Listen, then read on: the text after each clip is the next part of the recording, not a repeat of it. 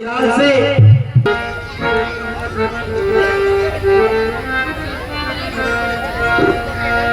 लीला रघुवर की लखन उरे आए जो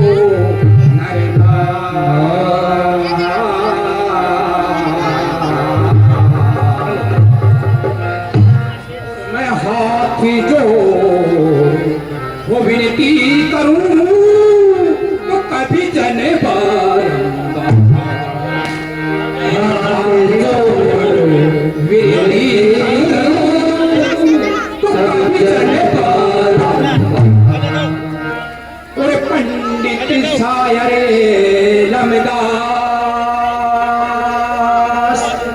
करे दया न शोरे मचाएंगे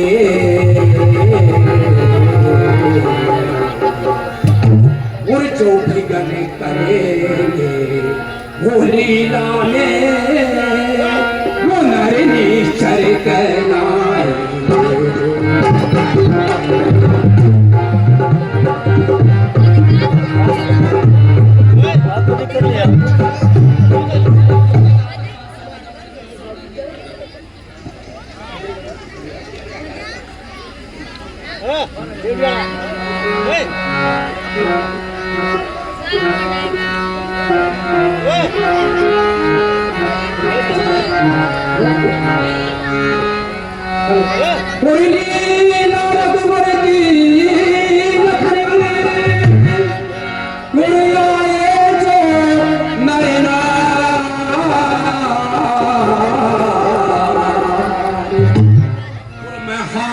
जो होती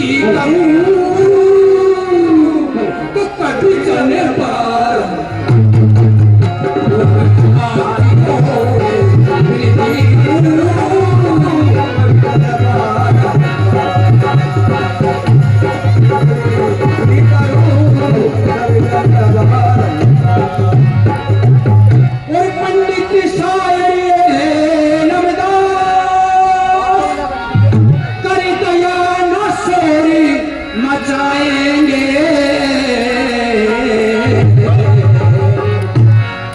जो भी करने करेंगे वो लीला में वो नर निश्चर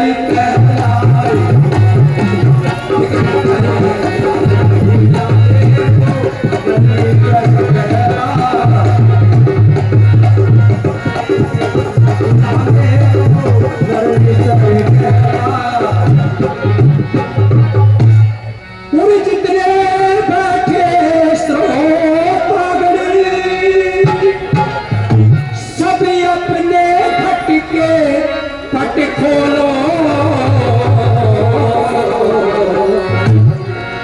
और एक बार वो सारे मिलके श्री रामचंद्र की जय। एक बार श्री रामचंद्र की जय।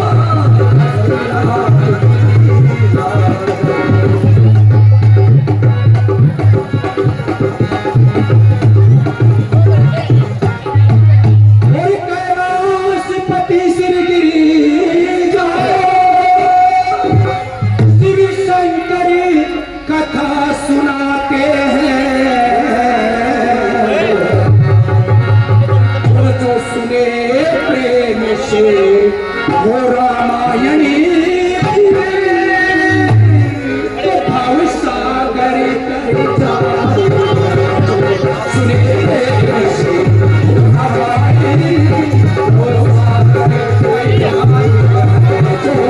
सुने प्रेम से वो रामायणी तो भाव सागर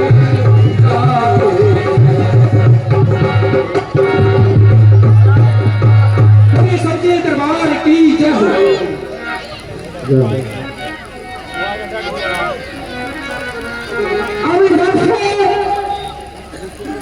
कल महाराजा दशरथ जी उनका देहांत हो गया था। ये लीला आपने देखी। सर्वप्रथम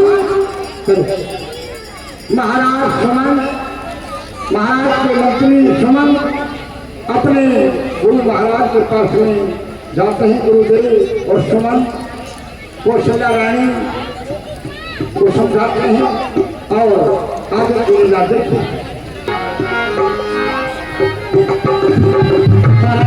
का निधन हो गया।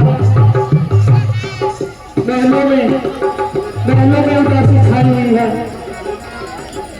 राजगद्दी का खाली रहना भी ठीक नहीं है। श्री राम और लक्ष्मण वनों को चले गए हैं। ऐसे में मेरे लिए बड़ी दुविधा हो गई है। मैं क्या करूं, कैसे करूं। जो मुझे गुरु वशिष्ठ के पास चलना चाहिए और उन्हें महलों में लेकर आना चाहिए। वही अब कुछ कर सकते हैं। इसलिए अभी मैं गुरु वशिष्ठ जी के पास चलता हूँ।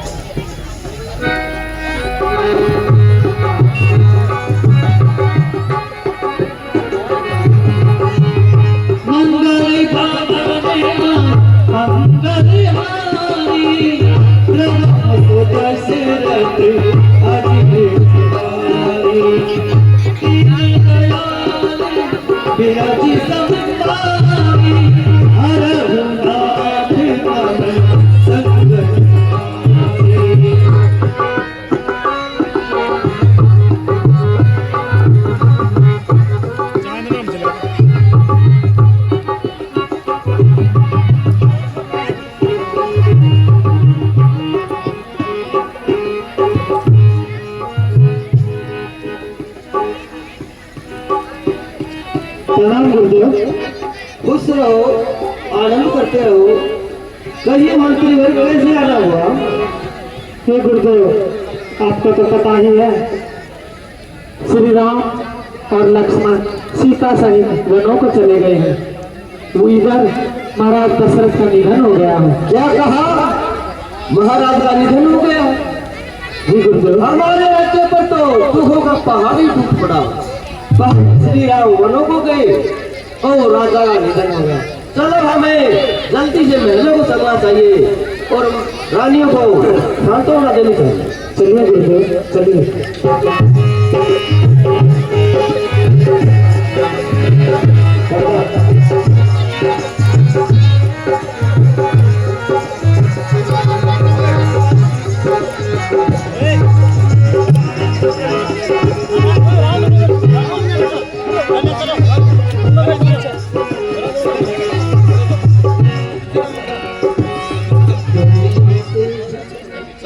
पीछे तो वो क्या एक भी ना रोक चलिए।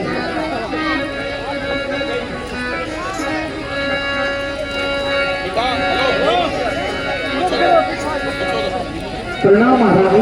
प्रणाम गुरुदेव। हे गुरुदेव, महाराजा दशरथ मुझे किस सहारे पर छोड़ गए। मेरे दोनों बेटे वो तो पहले ही बनने चले गए।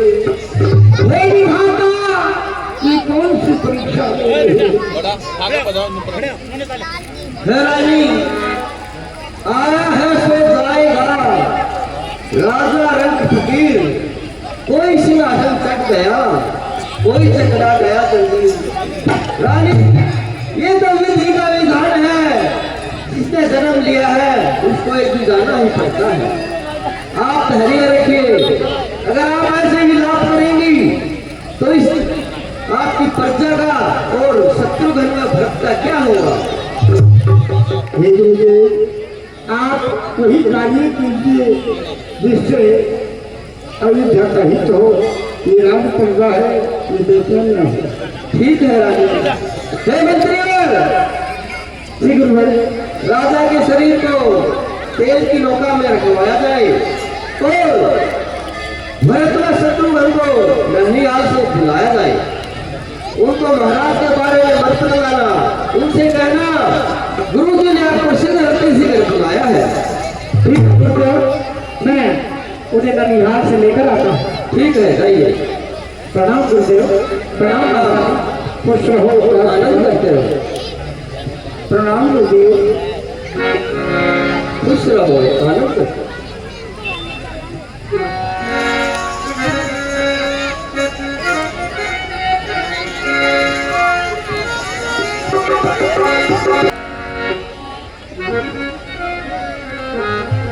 प्रणाम तात्श्री। प्रणाम ताश्री। प्रणाम। खुश रहो, खुश रहो। हे तात्श्री, अभी मैं चंद दिनों पहले ही ननिहाल से आया हूँ, तो आप किस कारणवश यहाँ आए हैं? पुत्र, मुझे गुरु वशिष्ठ जी ने भेजा है और उन्होंने कहा है कि बेटा भरत को और शत्रुघ्न को अति शीघ्र से शीघ्र लेकर आना। आप जल्दी से बहनों को चलिए, अवधपुरी को चलिए। हे तात्श्री, ऐसी क्या बात है, आप हमें बतला दीजिए। मुझे इस बारे में कुछ नहीं पता है। गुरु वशिष्ठ जी ने मुझे इतना ही आदेश दिया है कि भरत को अति शीघ्र ले आए। ठीक है तात्श्री, हम नाना जी से आज्ञा लेकर आते हैं। ठीक है पुत्र, लेकिन जल्दी चलो। जैसी आज्ञा तात्श्री।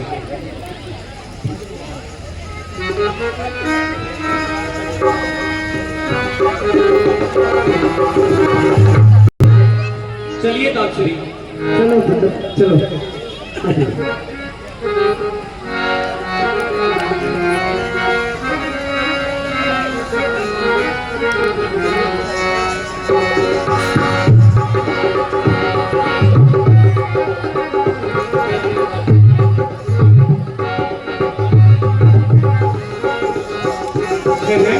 बेटा, अभी हम नगरी के पास आ गए हैं। ये अयोध्या नगरी के इतने बुरे हालात क्यों लग रहे हैं? ये आज कैसे बादल छाए हुए हैं? ये लोग जो मुझे देखकर प्रणाम करने के लिए दौड़ते थे, ये आज विमुख क्यों हो रहे हैं? दूर दूर क्यों जा रहे हैं? अयोध्या पर ये रंज के आसार कैसे हैं? अवध पर छा रहे ये रंज के आसार कैसे हैं? अवध पर छा रहे ये रंज के आसार कैसे हैं? चाह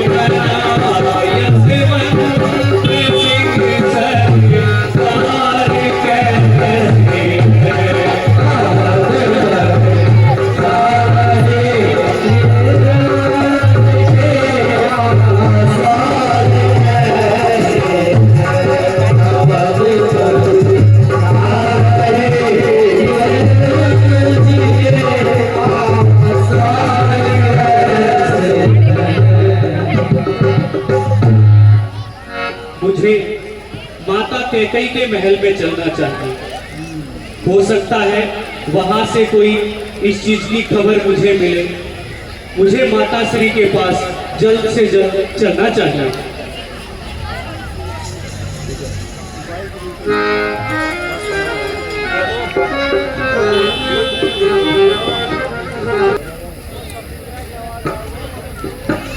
बोलिए जी कप्तान साहब।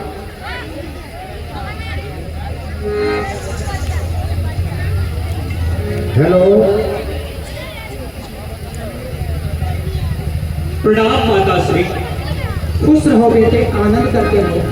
आओ भटला, बहुत दूर से चल करके आए हो, आराम करो। मैं तुम्हारे लिए आरती का खाना लेकर के आऊंगा। हे माता श्री, ये आपने श्वेत वस्त्र क्यों धारण कर रखे हैं? ये आज सफेद साड़ी पहनने का क्या कारण है माता श्री? बेटा भक्त, तुम पहले अपने ननिहाल की कुशलता सुनाओ। माता श्री, ननिहाल में सब कुशल मंगल है। आप बताइए मुझे, ये सफेद वस्त्र क्यों धारण कर रखे हैं?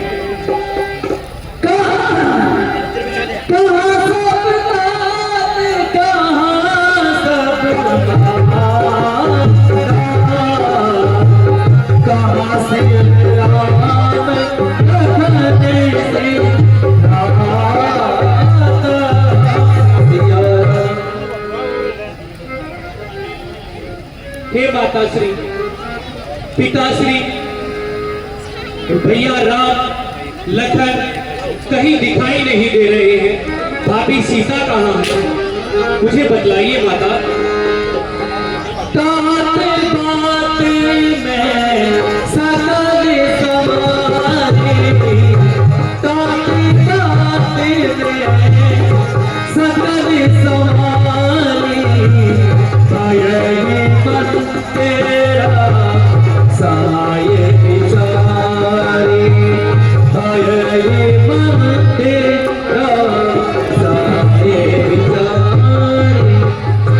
ये बेटा भरतनाथ, मैंने तुम्हारे लिए सारी बातें अच्छी प्रकार से सवार कर रखी है, और दासी मंत्रा ने भी मेरी बहुत ज्यादा सहायता की है।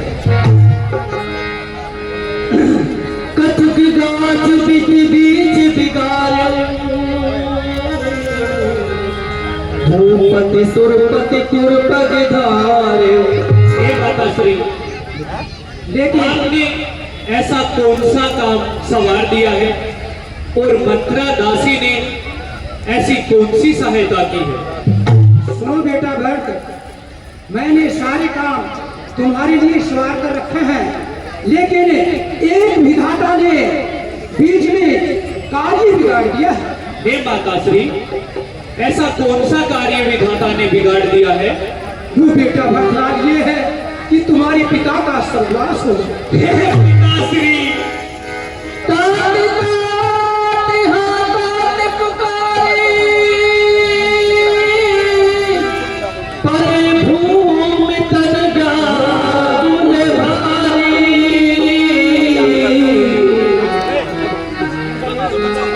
पिता श्री, हे विधाता, तूने ये क्या कर दिया?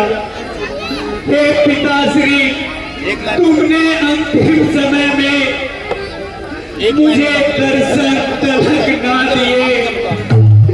मेरा हाथ भैया राम के हाथों में भी नहीं दिया, हाथों में भी नहीं दिया।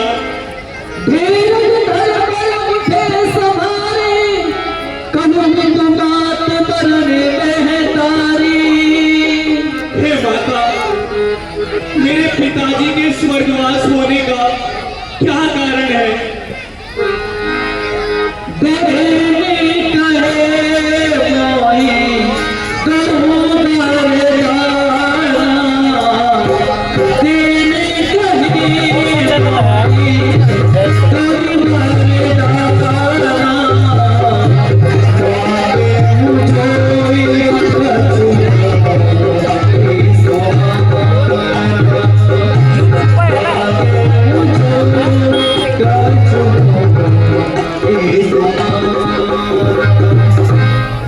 सुनो बेटा भरतलाल, तुम्हारे पिता के पास मेरे 2 वरदान थे।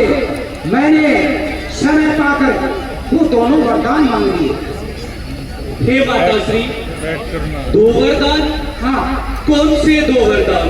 और उन वरदानों में ऐसी कौन सी चीज जिससे पिताजी का स्वर्गवास हो गया?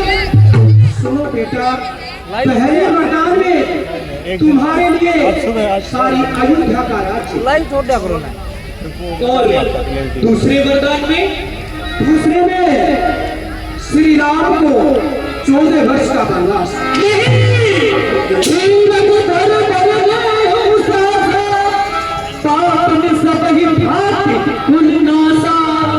अरे कुल का नाश करने वाली, तूने मेरे कुल का नाश कर दिया, मेरे कुल का नाश कर दिया।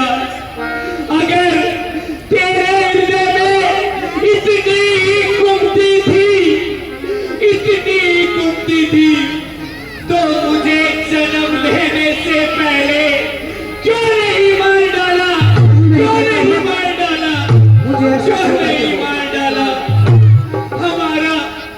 हमारा हंसो जैसा वंश, महाराज दशरथ जैसे पिता, कौशल्या जैसी माता, सीता जैसी भाभी, भगवान श्री रामचंद्र जैसे भाई, तू हमारे कुल में होने के लायक नहीं थी, लायक नहीं थी।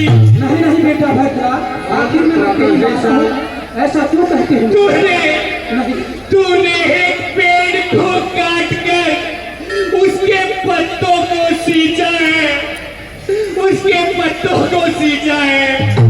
वैसे ही तू कुल का नाश करने वाली, तू एक मछली को जल से निकाल कर जीवित रखना चाहती है, जीवित रखना चाहती है। जिस मुख से तूने ये 2 वरदान मांगे, उसमें कीड़े क्यों नहीं पड़ गए? कीड़े क्यों नहीं पड़ गए? जिस जीवा से तूने वो 2 वरदान मांगे हैं, वो जीवा जमीन पर कट कर क्यों नहीं पड़ गए? ऐसा क्यों बोलती मुझे बेटा भरतलाल?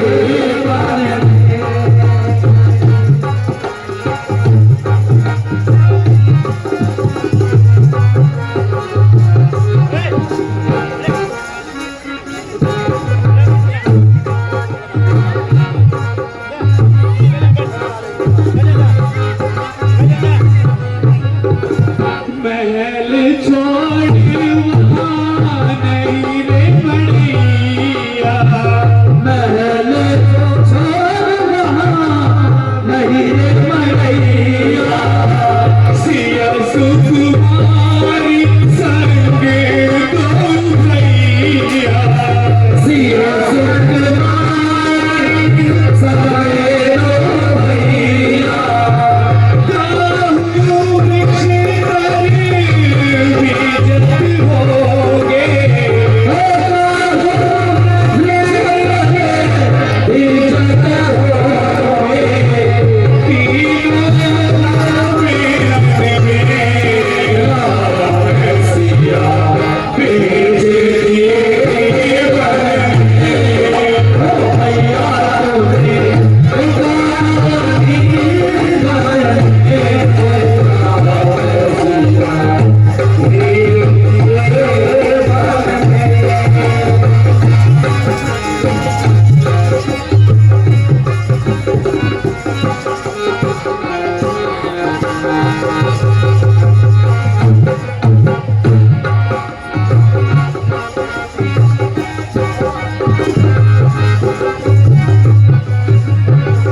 कौसल्या की छिप गई वाणी कौसल्या की छिप गई वाणी रोए ना सकी मिलती वाणी रोए ना सकी मिलती वाणी आए कहीं तू बस एक ही रानी मुझे कहीं तू बस एक ही रानी रह गई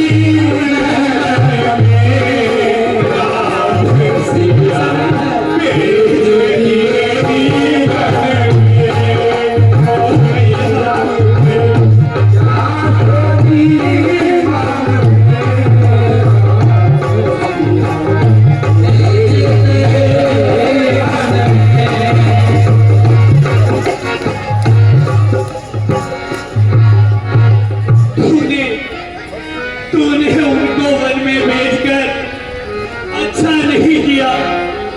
आज इस संसार को साक्षी मानकर आज से ये भरत कैकई तेरा परित्याग करता है, परित्याग करता है, परित्याग करता है।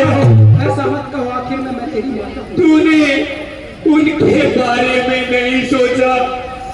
वो सुकुमारी सीता माता वन में कैसे रहती होगी, दिन में तपती धूप और भालू पर कैसे चलती होगी। वो वन में सूखे पत्तों और कांटों पर कैसे सोती होगी। इतने बड़े दुख पर गिरा है वज्र दिल पर, छोड़े हैं प्राण पिताजी ने, यही देखने को दारा मुझ जैसे दुर्भागी ने।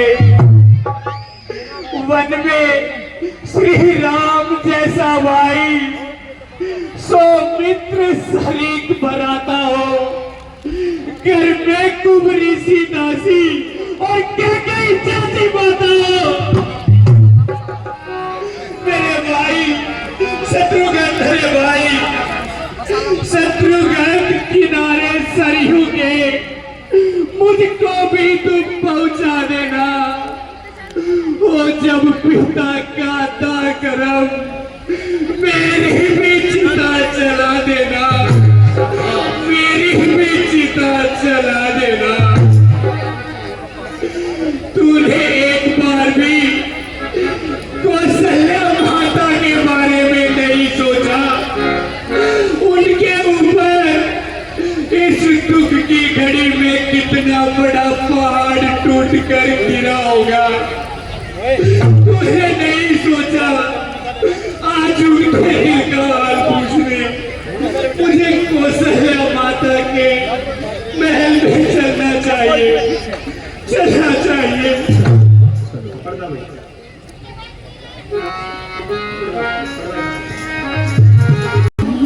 ये रखवाइए। हाय बेटे राम। प्रणाम माता श्री। कौन? मेरा पुत्र राम आ गया था। हे माता, आपका पुत्र भरत माँ। कहाँ था बेटा? मेरा बेटा राम। आपका पुत्र भरत माँ। कौन? आपका बेटा भरत। भरतलाल। और मेरे पास में क्या रह गया है जो की गलती हुई वो जलाने के लिए आया हूँ। नहीं माता, ऐसे कटु वचन ना बोले, ऐसे कटु वचन ना बोले माँ। तेरी माता ने जो कुछ करना था कर दिया बेटा। इसलिए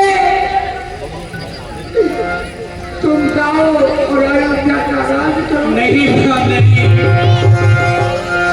नहीं माँ,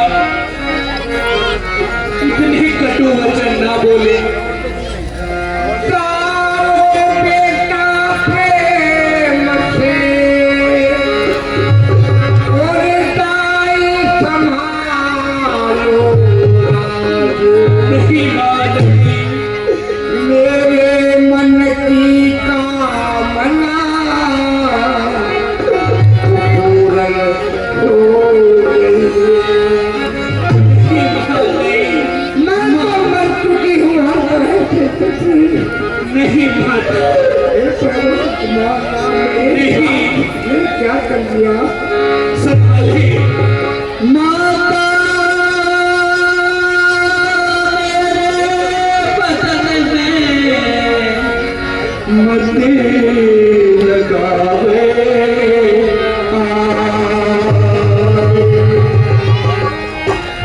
पाप से पैदा हुआ और भूखे मेरे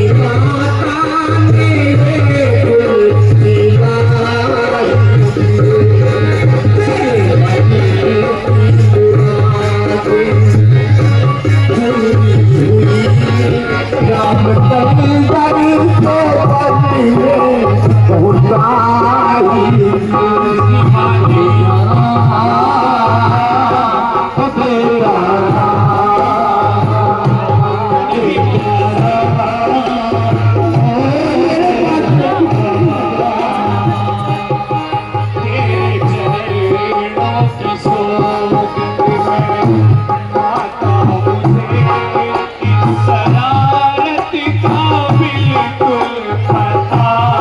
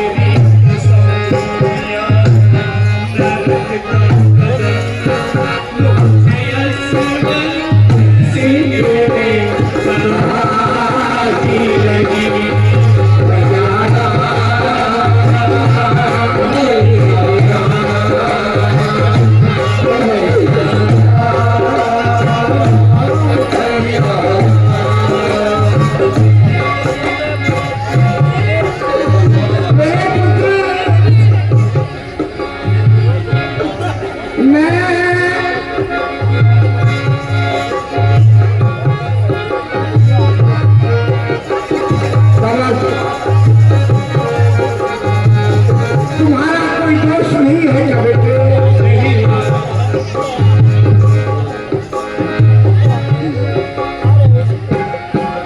मैं किसी की मदद के हो तुम बन गए हो अयोध्या के महाराज। ना किसी की मदद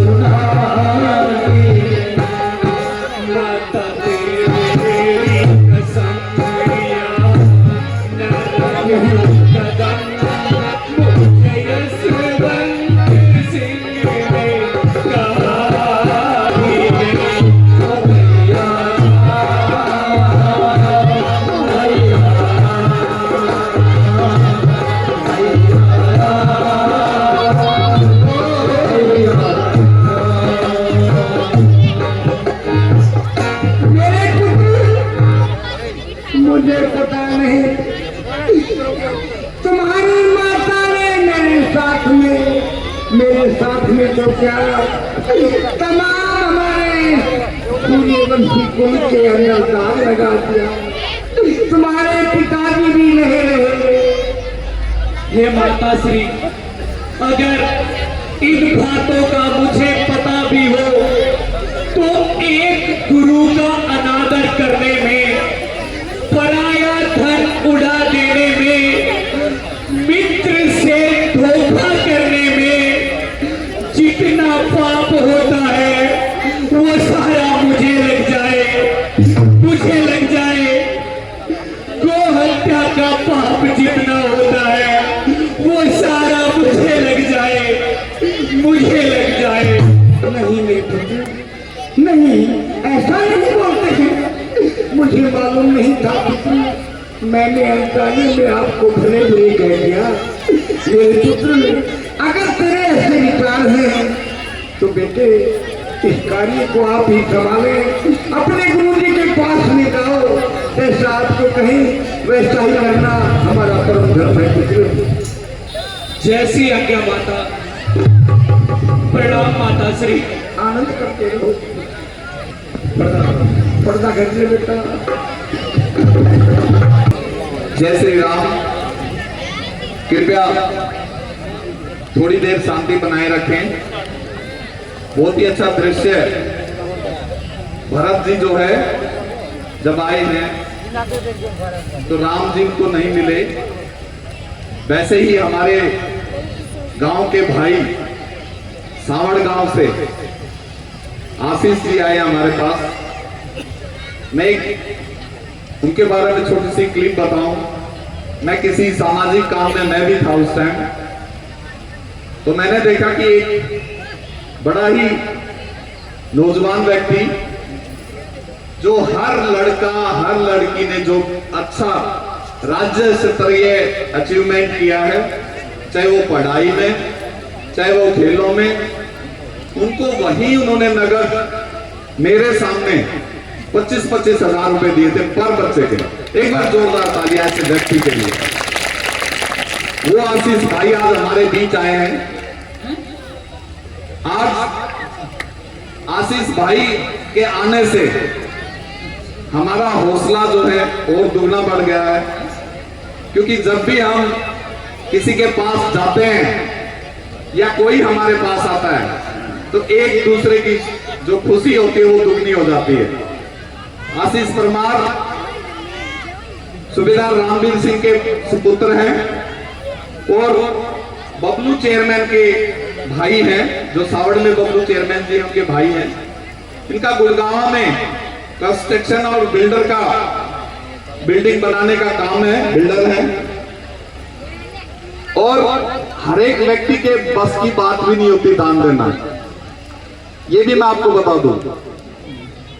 मैंने इस दौरान मेरा पहली बार ये वास्ता पड़ा कि गरीब आदमी भी मैंने ऐसे देखे कि अपने आप 50 रुपए चुपचाप दे देते हैं दान देने के लिए। तो मैं भी सोचता था कि कहीं मैं गलत तो नहीं कर रहा। तो वो दरिया दिली हर एक व्यक्ति में नहीं होती। गिने चुने व्यक्ति हैं जिनकी मदद से रामलीला चल रही है। तो 1 रुपए का दान उस मेहनत का आदमी का 1 लाख के समान है। ऐसे ही आशीष भाई का जो योगदान रहता है सामाजिक कामों में, मैं उसकी जितनी प्रशंसा करूं उतनी कम है। हर सामाजिक काम में बढ़ चढ़ के हिस्सा लेते हैं और आज इसी संदर्भ में हमारे पास आए हैं। इनके साथ इनके भाई बबलू चेयरमैन, उसके बाद इनके साथ में है देवेंद्र सिंह, संजय शर्मा जी, कुलदीप और सुनील जी। साथ में जब बात हो रही हो समानता की, तो समानता में बराबर की भूमिका निभाई है हमारे भाई प्रदीप चेयरमैन ने और उनके साथ में प्रेमपाल चेयरमैन ने। क्योंकि ये उस रामलीला में भी गए थे कल, तो इन्होंने वादा किया था कि आपकी रामलीला में भी झांकी देखने हम जरूर आएंगे कि आप रामलीला कितनी कैसी करते हो। तो मैं ज्यादा वक्त ना लेते हुए मैं हमारे चाचा जी कप्तान मान सिंह और चाचा सुशी भी यहाँ पे आए हुए हैं, उनसे तो ये निवेदन करूंगा कि वो खुद इनको मंच पे जब मैं बुलाऊंगा तो एक मेमेंटो और इनका पटका पहना के सम्मान करेंगे और साथ ही साथ आदर कमेटी के मेंबर्स भी जो है वो यहाँ पे आएंगे और साथ में इनको सम्मानित करेंगे। तो मैं सबसे पहले आमंत्रित करूंगा कप्तान मान सिंह को और हमारे जो है चाचा सुशी उनको, जहां भी मेरी आवाज सुन रहे हो कृपया मंच पे आ जाएं। साथ के साथ कमेटी मेंबर भी आ जाएं, पीछे पीछे कमेटी मेंबर जो है वो भी आ जाएं प्लीज।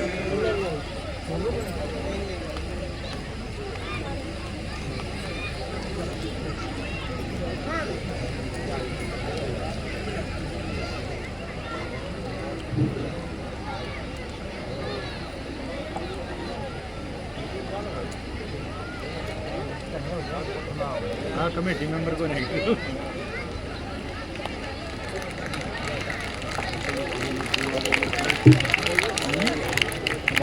अब मैं बाबा आशीष परमार जी, बबलू चेयरमैन जी, देवेंद्र जी, संजय शर्मा जी, कुलदीप जी, सुनील जी और साथ में प्रदीप चेयरमैन और प्रेमपाल चेयरमैन भाई से निवेदन करूंगा कि कृपया वो मंच पे आए और हमारा जो है यहाँ पे आतिथ्य स्वीकार करें।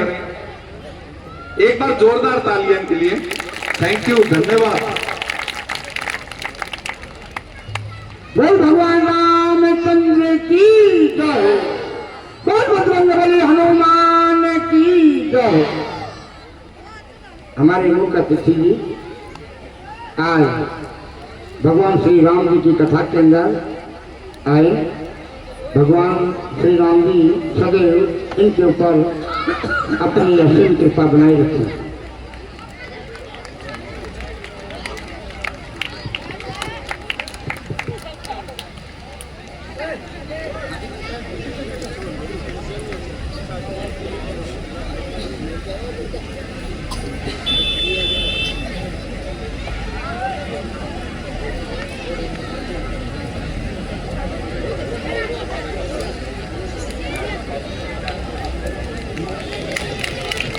हमारे सभी कार्यों से स्वागत करेंगे। Thank you very much. आप यहाँ पे आए, बहुत बहुत धन्यवाद। अगर आप दो शब्द बोलना चाहें आशीष भाई तो आप आमंत्रित हैं। हाँ बिल्कुल बोलेंगे। बोलो सियापति रामचंद्र भगवान की जय, बुगा महाराज की जय, रघुदास महाराज की जय। मंच पर विराजमान देवतुल्य रूप में सभी कलाकार और मेरे सामने विराजमान मातृशक्ति माताएं और बहनें, आदरणीय बुजुर्गों, सबको मेरा प्रणाम। नौजवान साथियों व प्यारे बच्चों को आशीर्वाद और नमस्कार।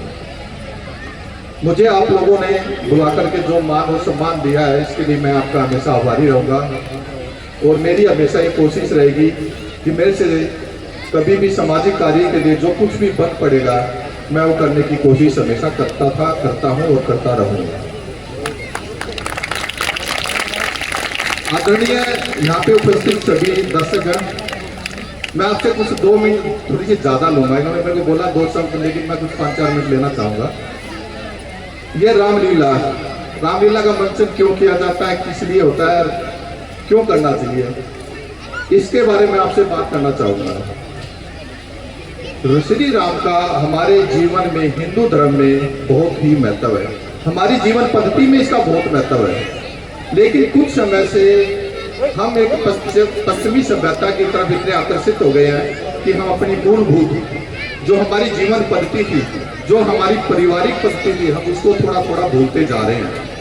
मेरी शिकायत हमेशा आदरणीय जो ये मेरे भाई जो हम लोग नौजवान हैं या बुजुर्ग हैं, इनसे तो रहेगी। मेरी छोटी सी शिकायत माताओं और बहनों से भी है।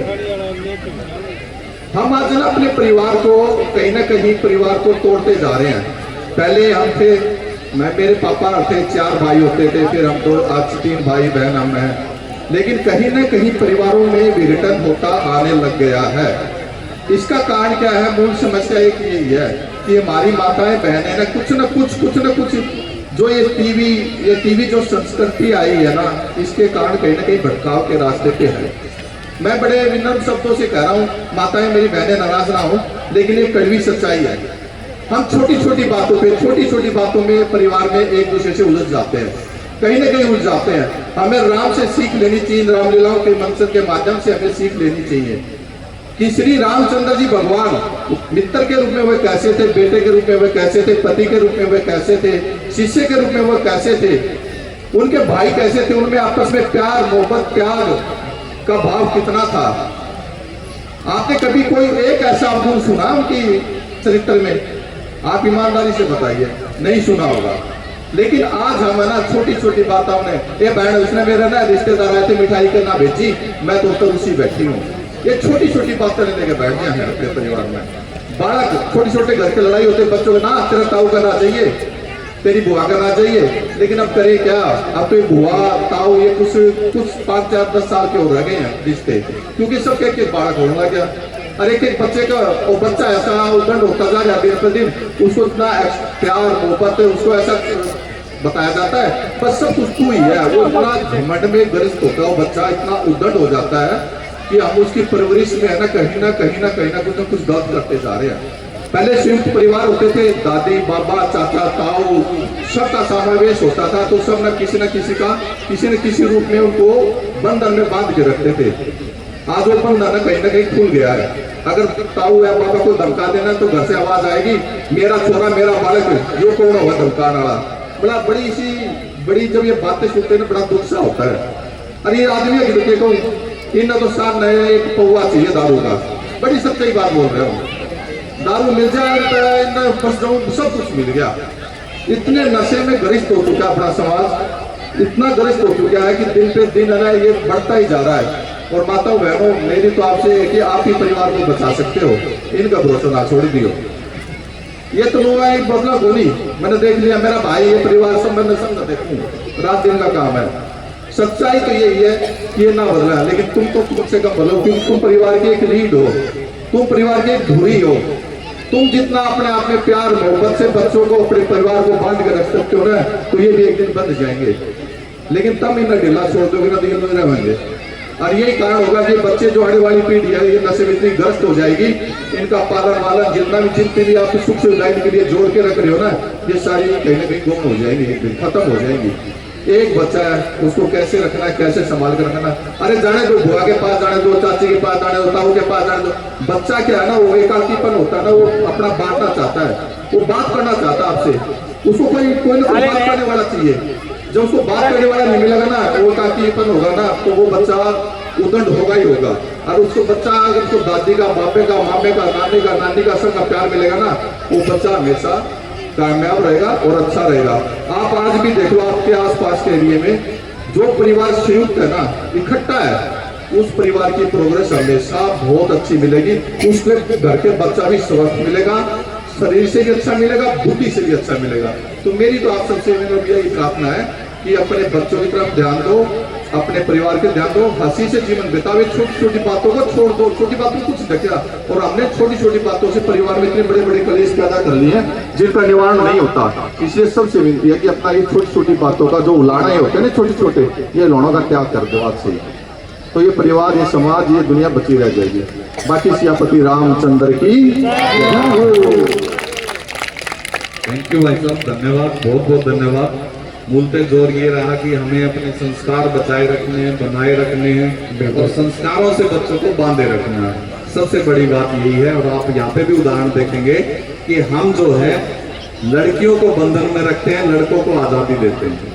जबकि लड़कों को बंधन में बांध लीजिए आप अपने अपने, लड़की कैसे भी घूमे, हमको कोई डर नहीं होगा। उल्टा समाज चल रहा है। अगर हमारा परिवार लड़कों को अपने बंधन में बांध ले, तो फिर लड़कियां कैसे भी जिए, कैसे भी पढ़े, कैसे भी लिखें, ये दिक्कत ही नहीं आएगी। और बच्चों को जब हम संस्कार देंगे तो शायद पड़ोसी का दुश्मन भी नहीं होगा। बहुत बढ़िया बात बताई, आपका बहुत बहुत धन्यवाद यहाँ पे। Thank you very much. Ishwar भाई साहब प्लीज कंटिन्यू रखो। बहुत अच्छी बातें बताई हमारी संस्कृति के बारे में। तो आगे प्रोग्राम देखिए। वर्तमान अपने गुरुदेव के पास में जाते हैं। गुरुदेव जैसे आज्ञा देते हैं। रोशन भरतलाल कार्य करते हैं। जय श्री राम।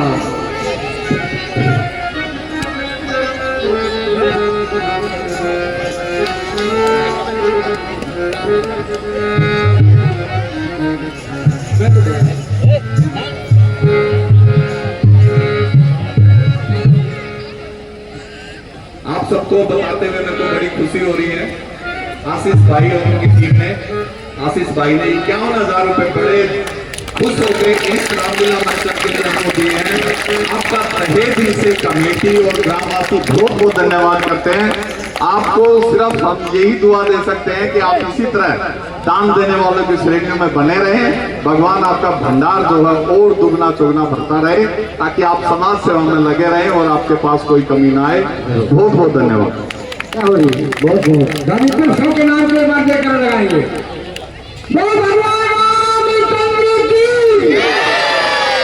ये बात